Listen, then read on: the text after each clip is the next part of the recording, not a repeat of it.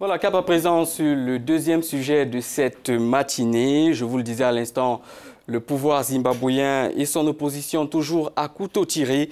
Une manifestation à l'appel du MDC, le mouvement pour un changement démocratique du très célèbre opposant Morgan Tsvangirai, a été réprimée par la police mercredi dans la capitale Harare. Les contestataires entendaient notamment dénoncer la nomination de responsables des centres d'enregistrement d'électeurs qu'ils estiment inféodés au président Robert Mugabe dans la perspective des élections générales prévues l'année prochaine. Mais le président, qui est actuellement à Singapour pour raison médicale, a réfuté les allégations selon lesquelles la commission électorale le favoriserait.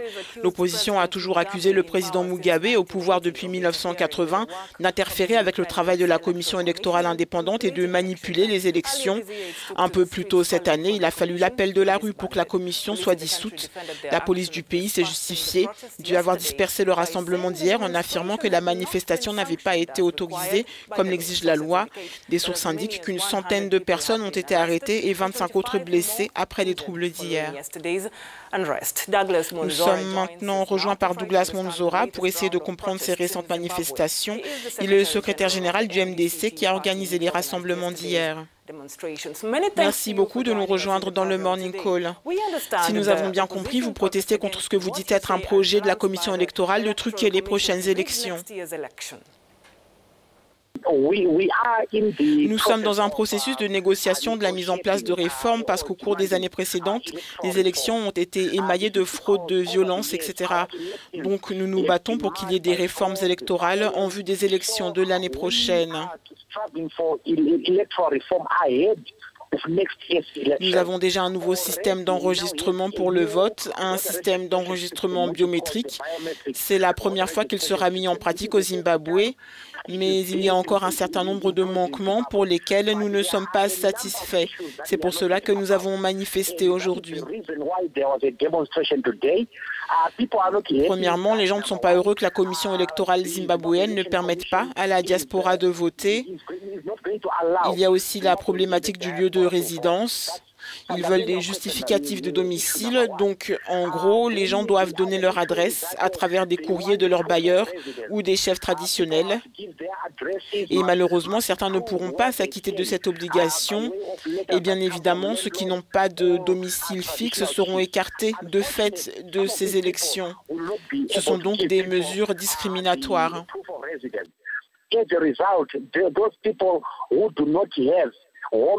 Will not be able to register to vote. So it's inherently discriminatory. Quelles sont les réformes que vous recherchez précisément?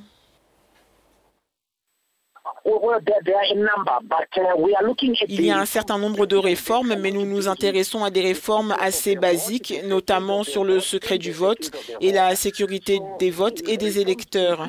Les réformes doivent mettre l'accent sur la fin des violences lors du vote, sur la fin du monopole du parti au pouvoir, sur la fin de l'usage illégal des ressources publiques par le parti au pouvoir. Nous voulons également la fin de cette division créée entre les Zimbabwéens, qu'ils se trouvent à l'intérieur ou à l'extérieur du pays. Pour le moment, ils ne sont pas autorisés à voter s'ils vivent à l'extérieur du pays. Nous ne voulons plus que les militaires soient impliqués dans les affaires politiques. Donc voilà en gros ce que nous demandons. Une